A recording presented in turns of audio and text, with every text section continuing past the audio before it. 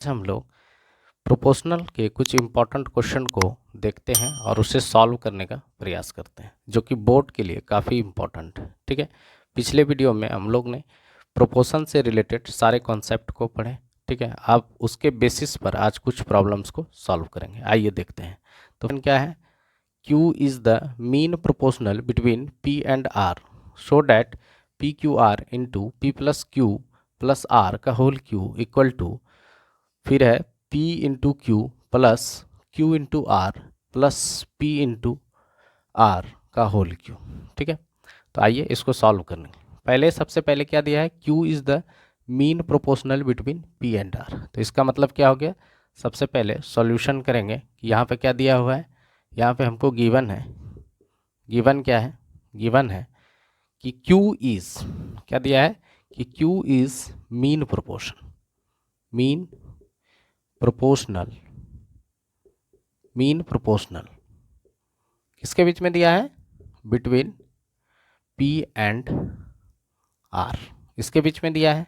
क्या दिया है, Q is the mean proportional between P and R। ठीक है, तो इसका मतलब क्या हो गया कि Q स्क्वायर इक्वल टू हो गया P into are.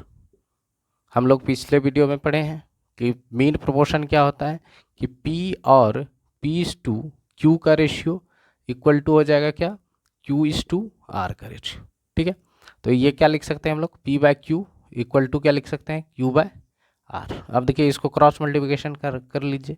Cross multiply करते हैं तो क्या आता है कि P R equal to Q square, that means Q square equal to क्या आ गया, पी आर। तो आप डायरेक्टली भी लिख सकते हैं क्या, Q square equal to P R. बहुत आसान है। ठीक है, तो आइए इसको अब सॉल्व करने का प्रयास करते हैं। तो अब यहाँ पे देखिए मेरे पास LHS क्या दिया हुआ है, LHS क्या दिया है, बहुत आसान क्वेश्चन है। देखने में भले ही हार्ड लग रहा है, ठीक है, काफ़ी कॉम्प्लिकेट लग रहा है, देखने में काफ़ी कॉम्प्लिकेट लग रहा है, लेकिन बहुत आसानी से इसको सॉल्व कर सकते हैं। तो यहाँ पे देखिए LHS दिया हुआ है आपको P Q R into P plus Q plus R का होल क्यू। ठीक है, देखिए ये साइड वाले को हम लोग लेफ्ट हैंड साइड कहते हैं। ठीक है, LHS, क्योंकि ये लेफ्ट हैंड के तरफ है, और इसे हम क्या बोल सकते हैं, RHS, यानी राइट हैंड साइड। ठीक है, तो लेफ्ट हैंड साइड को, लेफ्ट हैंड साइड का वैल्यू को राइट हैंड साइड के वैल्यू के इक्वल करना, यानी इसको सॉल्व करके ये वैल्यू लाना है, जो कि आसानी से आ जाएगा। यहाँ पे देखिए अब आपका क्या आया है, क्यू स्क्वायर इक्वल टू आया है पी इंटू आर। ठीक है, तो क्यू स्क्वायर बराबर पी आर, तो पी इंटू आर, यहाँ पे देखिए क्या है, पी और आर। ठीक है, तो हम इसको लिख सकते हैं पी आर इंटू क्यू लिख लेते हैं, और इसको लिख लेते हैं P plus Q plus R का होल क्यू। ठीक है, अब यहाँ पे देखिए पी आर इक्वल टू क्या लिख सकते हैं, पी इंटू आर बराबर क्या है, क्यू स्क्वायर। तो पी आर के प्लेस पे क्या रख लेंगे, क्यू स्क्वायर। तो Q square into Q equal to into क्या हो गया, P plus Q plus R का होल क्यू। ठीक है, आर का होल क्यू। अब देखिए ये तो आप लोग समझ चुके हैं। ठीक है, अब देखिए यहाँ पे आप क्या लिख सकते हैं, इसको क्यू स्क्वायर इंटू क्यू बराबर क्यू पर पावर क्यूब हो गया, यानी क्यू पर पावर 3 हो गया।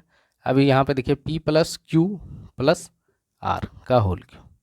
देखिए अगर आपको यहाँ पे A Q into B Q दिया हुआ है, तो इसका मतलब हो गया कि ए बी का होल क्यू लिख सकते हैं। दूसरा, अगर आपको यहाँ पे ए क्यू पल इंटू, अगर ऐसा दिया रहे ए क्यू इंटू ए प्लस बी का होल क्यू, तो आप इसको किस तरह से लिख सकते हैं, आप लिख सकते हैं ए इंटू ए क्यू। ठीक है, यहाँ पे कुछ दूसरा वैल्यू ले लीजिए, यहाँ पे सी रख लेते हैं, तो क्या हो जाएगा सी इंटू ए प्लस बी इंटू सी। इस पूरे पे होल क्यू आप डाल सकते हैं। ठीक है, क्योंकि ये क्या है, कॉमन मल्टीप्लायर हो गया।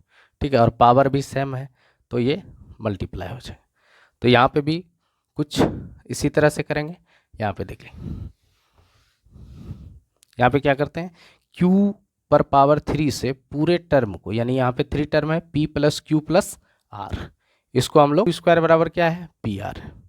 क्यू स्क्वायर का जगह पे आपके क्या है, पी आर, तो यहाँ पे लिख सकते हैं आप, ठीक है। इसका मतलब हो गया यहाँ पे क्या हो गया, P Q plus Q square का वैल्यू क्या आ गया है आपके पास, पी आर है, ठीक है, प्लस क्यू आर, इस पूरे का होल क्यू, ठीक है। तो इस तरह से हम लोग एल एच एस से क्या आ गए, आर एच एस। देखिए यहाँ पे क्यू इस क्यूब है, इसको हटा दीजिए। अभी सबसे पहले क्यूब को अगर मान लेते हैं इसको मल्टीप्लाई करना है तो ये क्यूब को हटा दीजिए, रिप्लेस कर देंगे, सिर्फ क्यू से मल्टीप्लाई कर लीजिए।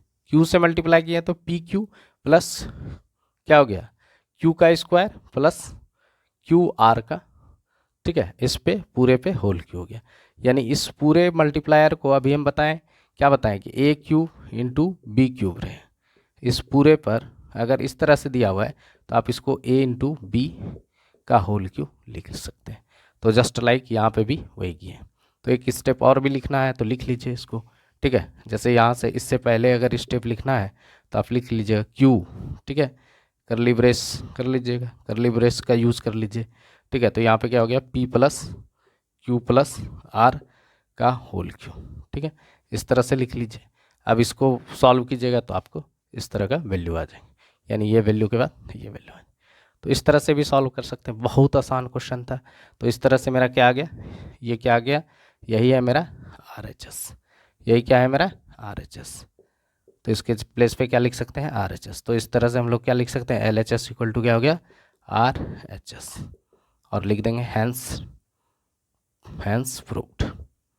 तो इस तरह से हम लोग फर्स्ट क्वेश्चन को सॉल्व किए और बहुत आसानी तरीके से हम समझाएं, ठीक है, कि इसको आसानी से कैसे सॉल्व कर सकते हैं। कुछ भी नहीं था, यहाँ पे सिर्फ पुट करना था वैल्यू को, ठीक है। यहाँ पे पुट किए, यहाँ पे भी हम लोग क्यू स्क्वायर बराबर पुट कर लिए। यहाँ पे लिख सकते हैं since Q square equal to P R, ये है, तो पी आर पुट कर लिए, ठीक है।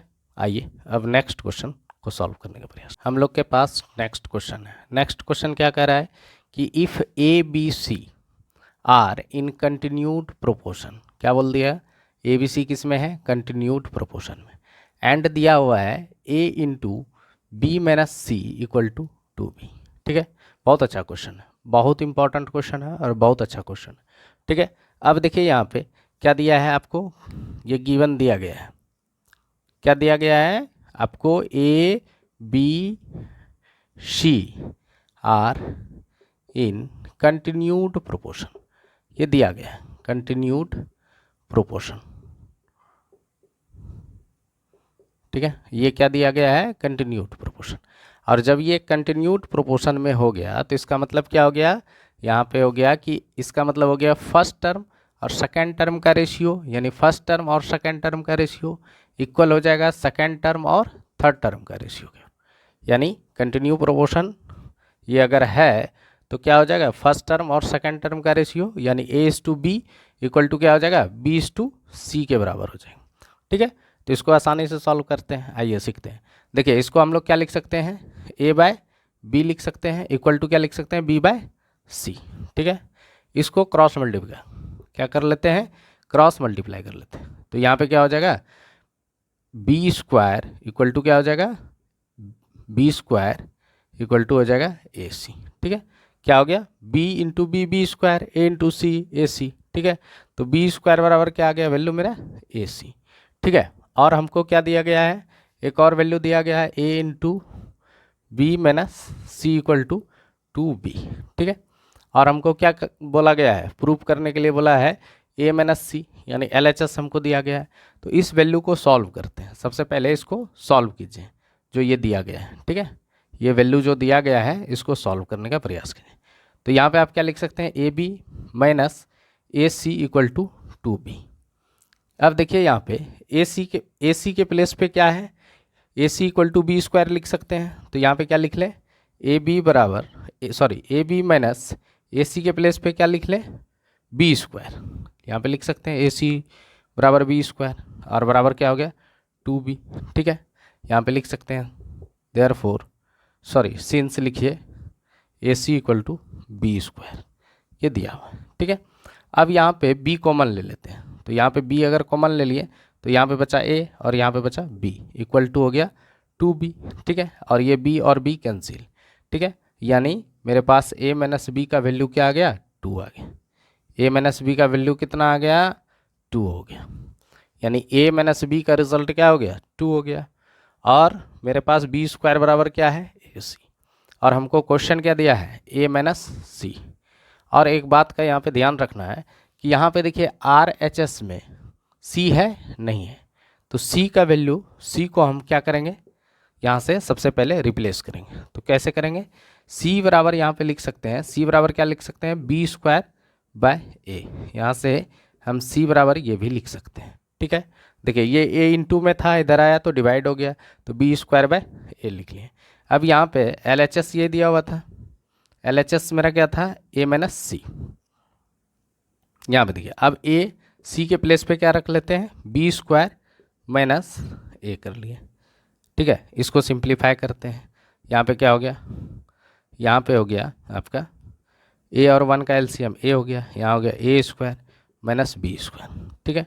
अब इसी चीज़ को हम लोग क्या लिख सकते हैं, ए स्क्वायर माइनस बी स्क्वायर बराबर क्या होता है, ए माइनस बी और ए प्लस बी होता है, ठीक है। अब बाय क्या हो गया, ए, ठीक है। अब देखिए ए माइनस बी बराबर क्या है, 2 है मेरे पास, तो यहाँ 2 रख दिए, और यहाँ पे क्या हो गया, ए प्लस बी बाय ए।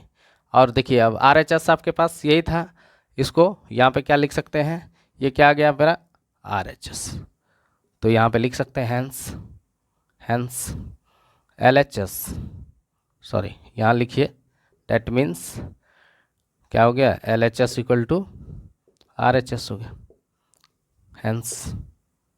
Hence proved. बहुत आसान क्वेश्चन था, लेकिन थोड़ा सा इसमें सोचने का ज़रूरत है। अगर आप इस क्वेश्चन में सोचिएगा नहीं कि क्या दिया गया है और कैसे हम फाइंड करेंगे, सी हमको रिप्लेस करना है, क्योंकि हम मेरा आर एच एस में सी नहीं था, ठीक है, इसलिए हम लोग सी को रिप्लेस किए, और जब सॉल्व किए इस वैल्यू को तो मेरे पास रिजल्ट आ गया आर एच एस, ठीक है। अब हम लोग नेक्स्ट क्वेश्चन आइए, नेक्स्ट क्वेश्चन है, नेक्स्ट क्वेश्चन कह रहा है कि फाइंड 2 नंबर्स, इस बार 2 नंबर्स को फाइंड करना है, 2 नंबर्स को फाइंड करना है such that the mean proportional between them, यानी उन दोनों के बीच जो है मीन प्रोपोर्शन क्या है, 12 दिया है। तो हम लेट कर लेते हैं, लेट 2 नंबर्स आर क्या हो जाएगा, R equal to R A and B, यहाँ पे पुट कर लिए हम 2 नंबर लेट कर लिए कि ए है मेरा पास नंबर और बी है, और इसका क्या दिया है, मीन प्रोपोर्शन दिया है, मीन प्रोपोर्शनल दिया है, यानी मीन टर्म दिया है, मीन प्रोपोर्शनल आपके पास दिया है, क्या दिया है, 12, मीन प्रोपोर्शनल क्या दिया है, 12, ठीक है। जानते हैं मीन प्रोपोर्शनल इक्वल टू क्या जानते हैं कि मीन का स्क्वायर इक्वल टू क्या होता है, दोनों टर्म का प्रोडक्ट, यानी मीन का जो है, मीन यानी थर्ड, यानी मीन का स्क्वायर इनटू क्या हो जाएगा, दोनों टर्म का प्रोडक्ट हो जाएगा, ठीक है। तो अब इसको सॉल्व कर लीजिए, 144 इक्वल टू क्या हो गया, ए इंटू बी, तो एक तो मेरा ये आ गया। अब क्या कह रहा है क्वेश्चन, कह रहा है third proportional to them is 96, यानी ए बी एंड 96, ये जो है थर्ड प्रोपोर्शन मेरा क्या है, 96। तो हम लोग थर्ड प्रोपोर्शन को कैसे निकालते थे, तब इसका मतलब है कि ए बी एंड 96 क्या हो जाएगा, आर इन कंटिन्यूड प्रोपोर्शन, क्या हो जाएगा, आर इन कंटिन्यूड प्रोपोर्शन, ठीक है, आर इन क्या हो जाएगा, कंटिन्यूड प्रोपोर्शन, ठीक है। ये क्या हो जाएगा, A and B and 96, A and B and 96 क्या हो जाएगा, कंटिन्यूड प्रोपोर्शन में, ठीक है। तो इसको हम लोग क्या लिख सकते हैं, तब क्या हो जाएगा, ए और ए इज टू बी, यानी फर्स्ट टर्म और सेकेंड टर्म का रेशियो इक्वल हो जाएगा सेकेंड टर्म और थर्ड टर्म का रेशियो, ठीक है, इस तरह से हो जाएगा, डैट मीन्स, ठीक है, ये हो जाएगा, सिंस लिखिए यहाँ पे A B C 96 are continue proportion, ठीक है। तो ये क्या हो जाएगा, यहाँ पे ये लिख सकते हैं ए बाय बी इक्वल टू क्या लिख लीजिएगा, बी बाय 96। अब क्रॉस मल्टीप्लाई कर लीजिए, क्रॉस मल्टीप्लाई कीजिएगा तो क्या हो गया, बी स्क्वायर बराबर हो गया 96 इंटू ए, ठीक है, बी स्क्वायर बराबर क्या हो गया, 96 इंटू ए, ठीक है। अब ए के प्लेस पे हम लोग क्या रख लेते हैं, 96, ठीक है। ए के प्लेस पे क्या रख लेंगे, तो यहाँ पे रख सकते हैं ए के प्लेस पे अगर ए का वैल्यू निकालने का कोशिश करें तो यहाँ पे क्या हो जाएगा b²/96, यानी ए का वैल्यू मेरे पास क्या आ गया b²/96। अब अगर इसको इक्वेशन फर्स्ट मान लेते हैं कि चलो भाई इसको इक्वेशन फर्स्ट मान लिए, और यहाँ पे ए बराबर क्या आ गया, ए बराबर क्या आ गया b²/96, यहाँ पे ए बराबर क्या आ गया b²/96। और अब यहाँ पे पुट कर लीजिए, पुट करते हैं अगर यहाँ पे देखिए इस तरह से यहाँ पे सॉल्व कीजिए तो 144 इक्वल टू क्या हो जाएगा, यहाँ पे ए का वैल्यू पुट कीजिए तो यहाँ पे क्या हो जाएगा b²/96 इंटू क्या हो जाएगा b, यानी आप लिख सकते हैं BQ b² into B Q हो गया, BQ बराबर क्या हो गया 144 इंटू 96। देखिए यहाँ पे क्रॉस मल्टीप्लिकेशन, यहाँ पे क्रॉस मल्टीप्लाई कर लिए 144 इंटू 96। देखिए अब इसको फैक्टराइज कैसे करेंगे, ठीक है, इसको फैक्टराइज कैसे करेंगे। अब यहाँ पे हमको मल्टीप्लाई नहीं करना है, आसानी से करेंगे। कैसे करेंगे, यहाँ पे देखिए 144 है तो इसको क्या लिख सकते हैं हम लोग 12 इंटू 12 लिख सकते हैं, सॉरी यहाँ पे BQ हो जाएगा BQ 12 इंटू 12, और 96 को क्या लिख सकते हैं आप 12 इंटू 8, ठीक है। अब यहाँ पे देखिए इसका क्यूब रूट निकाल लीजिए, b इक्वल टू क्या हो जाएगा 12 इंटू 12 इंटू क्या हो जाएगा 12 इंटू 8 को आप क्या लिख सकते हैं 2 इंटू 2 इंटू 2। अब पेयर 3 का पेयर बनाइए, 3 का पेयर बनाइए। अब यहाँ पे देखिए क्या निकल गया 12 इंटू 2, यानी b का वैल्यू मेरे पास क्या आ गया 24, यानी b अगर मेरे पास 24 आ गया तो a का वैल्यू क्या आ जाएगा a, यहाँ पे देखिए a इंटू बी बराबर कितना था, a इंटू बी बराबर था मेरे पास, a इंटू बी बराबर था क्या a into B equal to था आपके पास 144, b का वैल्यू कितना आ गया, b का वैल्यू आ गया 24 इक्वल टू 144। 24 को 6 से मल्टीप्लाई कर दीजिए, ठीक है, 6 से मल्टीप्लाई कर दीजिएगा तो a का वैल्यू कितना आ गया 6, a का वैल्यू 6 आ गया एंड b का वैल्यू यहाँ पे आ गया 24। तो ये भी क्वेश्चन हम लोग बहुत आसानी से सॉल्व किए, कुछ नहीं था, 2 नंबर्स को फाइंड करना था और मीन प्रोपोर्शनल आपको दिया गया था, कितना दिया था 12 दिया था, और आपसे क्या पूछ रहा था मीन प्रोपोर्शन भी दिया था उन दोनों के बीच, और थर्ड प्रोपोर्शन भी दिया गया था। यहाँ पे क्या दिया था थर्ड प्रोपोर्शनल भी दिया हुआ था। थर्ड प्रोपोर्शन कितना था 96, तो हम लोग क्या जानते हैं कि थर्ड प्रोपोर्शन निकालने के लिए हम लोग क्या किए आसानी से थर्ड प्रोपोर्शन, इसका मतलब है थर्ड प्रोपोर्शन को निकालने के लिए क्या कर लिया फर्स्ट और सेकंड के बीच का रेशियो, सेकंड और थर्ड के बीच का रेशियो, ठीक है, यानी फर्स्ट टर्म और सेकंड टर्म के बीच का रेशियो और सेकंड टर्म और थर्ड टर्म के बीच का रेशियो, और इस तरह से हम लोग क्या निकाल लिए b² बराबर 96 इंटू ए, और आसानी से सॉल्व कर लिए। बहुत आसान क्वेश्चन था लेकिन काफ़ी इंपॉर्टेंट, ये सब क्वेश्चन प्रोपोर्शन का काफ़ी इंपॉर्टेंट क्वेश्चन है, ठीक है, एग्जाम में राइज किया जाता है, ठीक है। अब हम लोग के पास नेक्स्ट क्वेश्चन है। नेक्स्ट क्वेश्चन क्या कर रहा है, y is the mean proportional between x and z so that x into Y plus y into Z is the mean proportional between x² plus y², ठीक है, ये y² है, ठीक है, क्या है x² plus y² and y² plus z², यानी आपको प्रूफ करना है, टू प्रूफ लिख सकते हैं यहाँ पे, टू प्रूफ क्या करना है आपको x मीन प्रोपोर्शन का मतलब क्या होता है, यानी मीन का स्क्वायर, मीन प्रोपोर्शनल का स्क्वायर इंटू क्या हो जाएगा प्रोडक्ट ऑफ गिवन टर्म, यानी प्रोडक्ट ऑफ टू टर्म, यानी x² प्लस y² इंटू क्या हो जाएगा y² प्लस z²।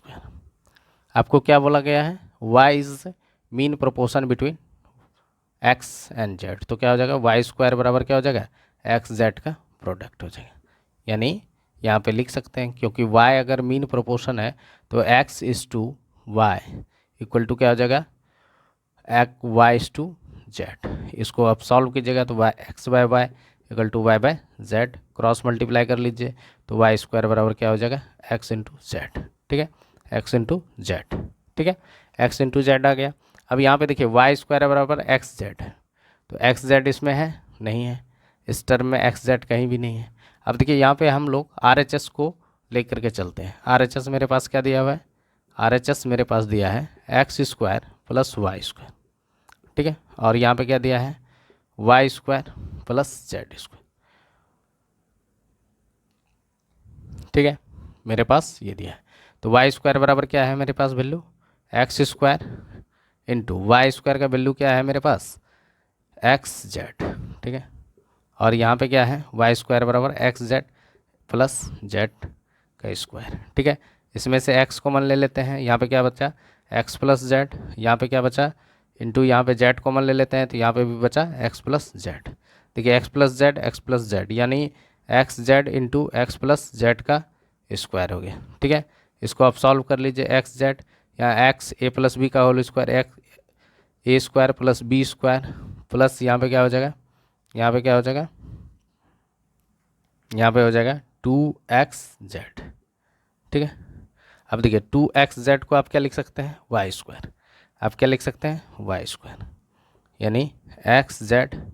अच्छा एक्स जेड के जगह पे यहाँ पे हम लोग क्या लिख सकते हैं, यहाँ पे देखिए यहीं पे मेरा क्वेश्चन आ गया आंसर, ठीक है। एक्स जेड आया, एक्स जेड के प्लेस पे सिंस यहाँ लिख सकते हैं एक्स जेड इक्वल टू क्या होता है वाई स्क्वायर, ठीक है। अब यहाँ पे देखिए आप क्या लिख सकते हैं वाई स्क्वायर यानी एक्स प्लस जेड, ठीक है, एक्स प्लस जेड का स्क्वायर। अभी हम बताएं क्या बताएं कि ए स्क्वायर इंटू अगर ए प्लस बी का होल स्क्वायर रहेगा तो इसको आप लिख सकते हैं ए इंटू ए प्लस बी, ठीक है, इस पे पूरे पे होल स्क्वायर, ठीक है, यानी ये कॉमन होल स्क्वायर हो जाएगा, ठीक है। अब यहाँ पे क्या कर सकते हैं हम लोग उसी तरह से लिख सकते हैं Y into X plus Z और यहाँ पे होल स्क्वायर। इसको सॉल्व कर लेंगे तो क्या हो जाएगा y से मल्टीप्लाई कर लीजिए तो यहाँ पे क्या हो जाएगा X Y plus Y Z का होल स्क्वायर, और यही मेरा मीन है यानी LHS, यही मेरा क्या है LHS यानी RHS इक्वल टू क्या हो गया मेरा LHS। इस तरह हैंस प्रूव्ड लिख देंगे। आसान क्वेश्चन था, ठीक है, यानी इसको आपको कॉन्सेप्चुअली समझना पड़ेगा कि कहाँ पे एक्स जेड है, ठीक है। एक्स जेड यहाँ पे था तो एक्स जेड के प्लस पे फिर क्या कर लिए वाई स्क्वायर पुट कर लिए, ठीक है, क्योंकि हमको लाना था X Y plus Y Z, यानी देखिए एक्स जेड तो आ चुका था, वाई स्क्वायर था, हमको क्या चाहिए था वाई से मल्टीप्लाई करना, यानी वाई स्क्वायर यहाँ पे यानी एक्स जेड तो यहाँ पे आ ही गया था, उसको हम लोग वाई स्क्वायर से मल्टीप्लाई कर लिए और आसानी से इसको ला लिए, ठीक है। आइए नेक्स्ट क्वेश्चन देखें। हम लोग के पास नेक्स्ट क्वेश्चन है, नेक्स्ट क्वेश्चन कह रहा है P plus R equal to M Q, ठीक है, फर्स्ट दिया हुआ है एंड दिया हुआ है 1/q plus 1/s equal to m/r, ठीक है। Then proof that P is to Q equal to होगा यहाँ पे R इज टू S, ठीक है, R इज टू S।